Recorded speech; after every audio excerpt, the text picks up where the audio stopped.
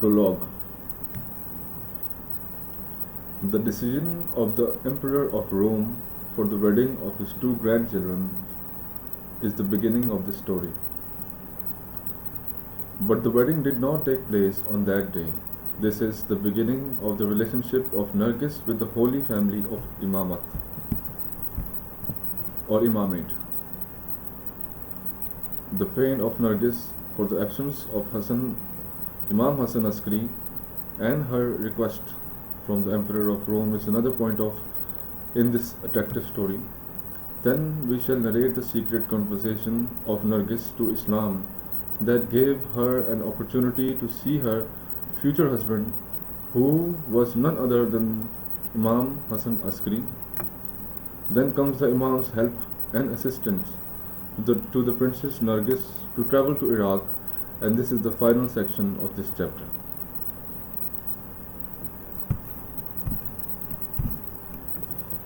The wedding party. Nargis was the daughter of Yeshua, the son of Caesar. Maternally, she had a relationship with Simon the Zealot, one of the disciples of Jesus, son of Mary.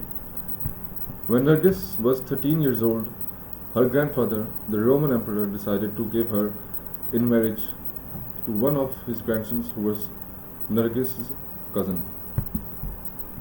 So the Roman emperor invited many personalities from his nation for the wedding ceremony. More than 300 priests and clergymen, from some illustrious men from the descendants of 12 apostles of Jesus, the son of Mary, 900 men and women from aristocratic families, and finally his military high-ranking commanders.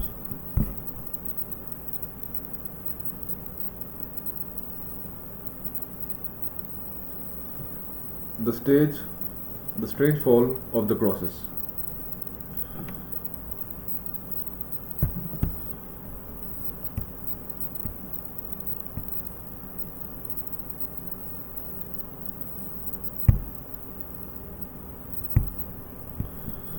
The servants of the palaces took a precious litter which was adorned with innumerable beautiful gems before the Roman emperor.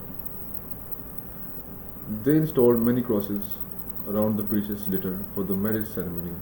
Soon after, the future groom came on and stood on the litter.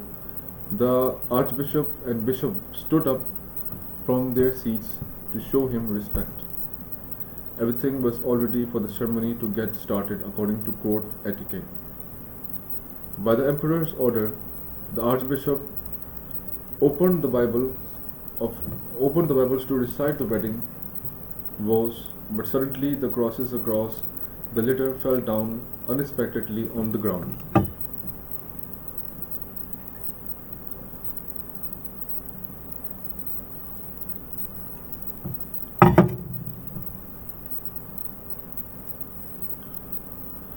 The pedestals of the litter began to tremble and move from the places. So the frightened groom fell down on the ground in front of the astonished people. When the archbishop saw the strange incident, they got deeply frightened and stunned, because of the fall of the crosses at the very beginning of the wedding ceremony was a terrible, sinister event for all the Christians.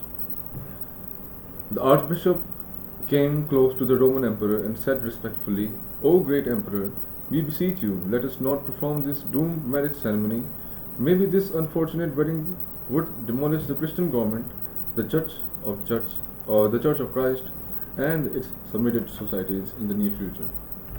Another effort. The Roman emperor was astounded by the strange event, so he ordered to his servants, saying, "Rise up the litter and place the crosses on their places around it once again. Then bring the brother of this unfortunate young man to become the new groom. Maybe this time he would be lucky, unlike his ill-fated brother."